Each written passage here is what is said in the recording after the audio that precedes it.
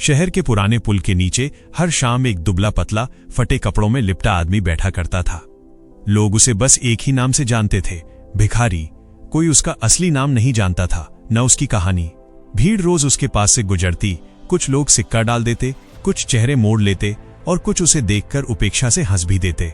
मगर उस आदमी की आंखों में हमेशा एक अजीब सी शांति रहती थी, जैसे उसके भीतर कोई तूफान दबा हो पर ऊपर से सब शांत दिखाई देता हो। उसका असली नाम आरव था। कभी वो भी पढ़ा लिखा, सपने देखने वाला लड़का हुआ करता था। उसके पिता छोटे किसान थे और माँ उसे हमेशा कहती थी, गिरना मत बेटे, अगर गिरो तो रुकना मत। लेकिन जिंदगी ने उसे ऐसी ठोकर दी कि वो संभल नहीं पाया। काम छूटा, घर छूटा, अपने भी दूर हो गए और वो सड़कों पर आ गया। धीरे धीरे उसने भीख मांगना सीख लिया, पर उसके भीतर कहीं न कहीं अब भी उम्मीद की एक लौ जलती रहती थी।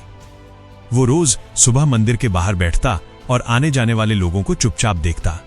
उसे हर इंसान की चाल, आंखें और भाव समझ आने लगे थे। कई बार कोई दुखी चेहरा देखकर वो हल्की मुस्कान दे देता और अजीब बात यह थी कि वो मुस्कान सामने वाले के दिल को छू जाती।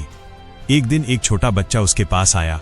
उसकी हथेली में 5 रुपए का सिक्का रखकर बोला, चाचा आप क्यों भीख मांगते हो? आप इतने अच्छे लगते हो, कुछ काम क्यों नहीं करते? आरव चौंक गया। बच्चे ने कोई ताना नहीं मारा था, न दया दिखाई, बस एक सच्चा सवाल पूछा था। उस रात वो बहुत देर तक जागता रहा। उसे माँ की आवाज याद आई, रुकना मत। उसने सोचा, क्या सच में उसकी जिंदगी यहीं खत्म हो गई है या अभी भी वो कुछ कर सकता है? अगले दिन उसने पुल के नीचे पड़ा पुराना थैला निकाला और कचरे के बीच से प्लास्टिक की बोतलें, टिन के डिब्बे और कबाड़ इकट्ठा करने लगा। लोगों को लगा कि वो पागल हो गया है। कुछ ने हंसकर कहा, भिखारी क्या काम करेगा? लेकिन आरव ने ध्यान नहीं दिया। शाम तक उसने कबाड़ी की दुकान पर जाकर वो सब बेच दिया। उसे ज्यादा पैसे नहीं मिले, पर उसकी आंखों में चमक आ गई। उसने पहली बार बिना भीख मांगे कुछ कमाया था। अब उसने रोज यही करना शुरू कर दिया। वो सुबह मंदिर नहीं बल्कि सड़कें और गलियां चेक करता, कचरा उठाता, साफ करता, अलग अलग चीजें छांटकर बेचता। धीरे धीरे लोग उसे पहचानने लगे। कुछ ने उसे मदद के लिए पुरानी चीजें देनी शुरू कर दी। एक बूढ़े दुकानदार ने कहा, अगर मेहनत कर रहा है तो कभी भूखा नहीं रहेगा। कुछ महीनों में आरव ने थोड़े थोड़े पैसे बचाने शुरू किए। उसने फुटपाथ पर ही एक छोटा सा ठेला लगा लिया, जहां वो पुराने खिलौने, मरम्मत किए हुए बर्तन और कचरे से बनाई गई छोटी छोटी चीजें बेचने लगा। बच्चे उसे अब भिखारी चाचा नहीं, आरव भैया कहने लगे। एक दिन वही छोटा बच्चा फिर उसके पास आया जिसने कभी सवाल पूछा था। उसने हंसकर कहा, चाचा आपने मेरा जवाब दे दिया, आप सच में बहुत बहादुर हो। आरव की आंखें भर आईं। उसने बच्चे के सिर पे हाथ रखा और धीरे से बोला, बेटा इंसान तब हारता है जब वो खुद को हारने देता है। मैं बस खुद से हारना छोड़ दिया। वक्त बीतता गया। आरव ने कुछ और लोगों को अपने साथ काम दिया। 2 गरीब लड़के, एक बुजुर्ग और एक मजदूर जो नौकरी खो चुका था। अब वे सब मिलकर शहर का कचरा उठाते, उसे छांटते और उपयोगी चीजें बनाते।